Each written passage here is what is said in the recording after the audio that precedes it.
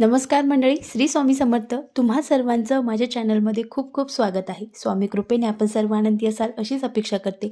आजचा दिवस आपला शुभ जाऊ, आपल्या सर्व इच्छा मनोकामना लवकरात लवकर पूर्ण हो हीच मी महाराजांचरणी प्रार्थना करते. बघा, जो महिना असतो त्या महिन्यामध्ये प्रत्येक महिन्याला एक संकष्ट चतुर्थी येत असते. ती प्रत्येक महिन्याला येते, पण त्या महिन्याचं असं काही खास वैशिष्ट्य असतं.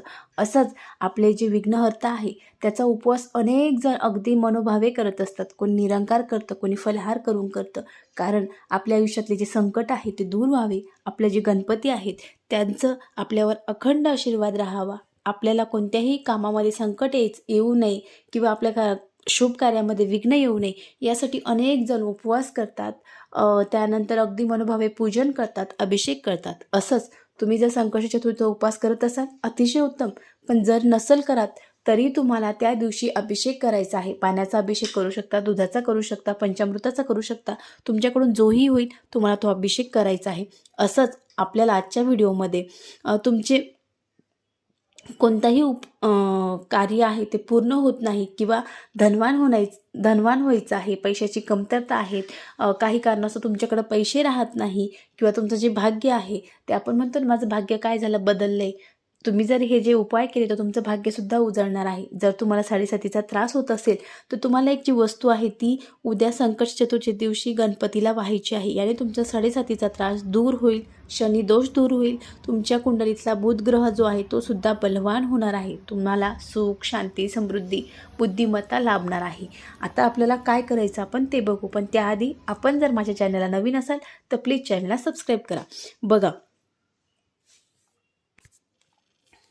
बघा, उद्या जी चतुर्थी आहे त्या चतुर्थीला आपण गणाधीप संकष्ट चतुर्थी असे म्हणतो. कारण गणाधीप संकष्ट चतुर्थीचे व्रत जर आपण केलं अगदी विधीनुसार तर आपण गुरुवारी आले आहे, या दिवशी जर आपण काही खास विशेष उपाय केले तर आपल्याला त्या व्यक्तीला घरात अपार सुख, समृद्धी, धन आणि कीर्ती प्राप्त होत असते. आता बघा, आपल्याला या दिवशी काय उपाय करायचे. आपल्याला गणाधीप संकष्ट चतुर्थीच्या दिवशी काही विशेष उपाय केल्याने अगदी खूप फायदा होत असतो. यामुळे तुमच्या इच्छा पूर्ण होऊ शकतात. गणाधीप संकष्ट चतुर्थीचे नियम काय किंवा पूजा कशी करायची आपण ते बघू. बघा, संकष्ट चतुर्थीच्या दिवशी अगदी विधीनुसार तुम्ही अभिषेक करू शकता, पंचामृताचा करू शकता, दुधाचा करू शकता, पाण्याचा करू शकता. तसं केल्यानंतर आपल्याला त्यात न विसरता दुर्वासुद्धा आपल्याला अर्पण करायचं आहे. यासाठी आपल्याला 11 जोड्या दुर्वा घ्यायच्या आहे. एक असेल तरी चालेल, 11 असेल अतिशय उत्तम. त्यानंतर दुर्वा अर्पण करताना आपल्याला ओम गण गणपते नमः, ओम गण गणपते नमः या मंत्राचा जप करायचा आहे.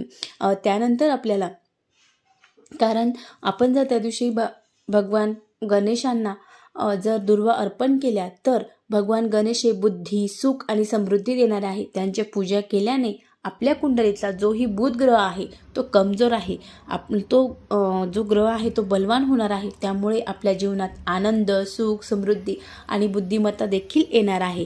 आणि त्यामुळे आपलं जे संवादातील कौशल्य आहे ते सुद्धा वाढणार आहे. बघा, आपण म्हणतो एखादा जर माणूस असेल, मनुष्य असेल, तो बोलताना इतका प्रभावी बोलतो की त्याचा दुसऱ्यावर जो वस्तू विकणार आहे त्याचासुद्धा त्याच्यावर परिणाम पडतो. असं आपण का बोलू शकत नाही. आपल्या कुंडलीतला जर बुध ग्रह हा कमजोर असेल तर तुमच्या आयुष्यात या गोष्टी घडणार आहे. त्यामुळे आपल्याला संकष्ट चतुर्थीच्या दिवशी, कोणत्याही महिन्यात संकष्ट चतुर्थीच्या दिवशी आपल्याला 11 किंवा 1 दुर्वा घ्यायची आहे आणि ओम गण गणपते नमः हा मंत्र 108 वेळेस बोलून आपल्याला ती दुर्वाची जोडी गणपतीला किंवा गणेशाला अर्पण करायची आहे. त्यानंतर चतुर्थीच्या दिवशी गणेशाला प्रसन्न करण्यासाठी गणेशाला आपल्याला सिंदूर, आता तुम्हाला सिंदूर माहिती असेल, त्या सिंदूराचा आपल्याला तिलक लावायचा आहे आणि सिंदूर अर्पण करताना आपल्याला ओम गण गणपते नमः या मंत्राचा जप करायचा आहे.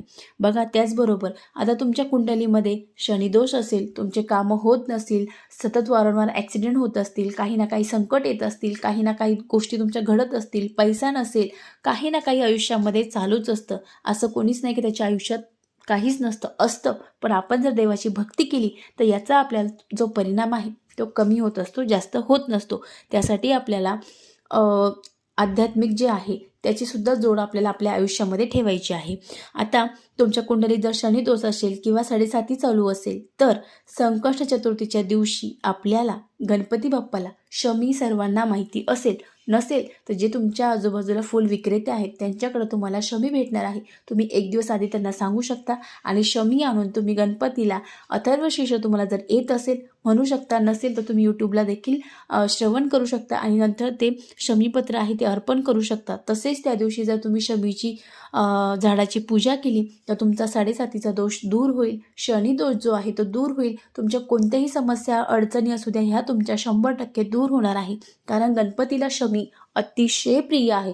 जसं आपण गणपतीला दुर्वा अर्पण करतो तसंच गणपतीला शमीसुद्धा अतिशय प्रिय आहे. या दिवशी जर आपण बघा 11 जर आपण संकष्टी चतुर्थी किंवा 21 संकष्टी चतुर्थीला जर आपण शमी अर्पण केली तर तुमच्या आयुष्यामध्ये नोकरीची कोणतीही अडचण असू द्या, कोणतीही समस्या असू द्या, ती समस्या 100% दूर होती. एवढं या शमीचं महत्त्व आहे. तसंच या दिवशी आपल्या गणपतीची पूजा करायची आहे. त्यासोबतच आपल्याला गणपती स्तोत्राचं पठण करायचं आहे.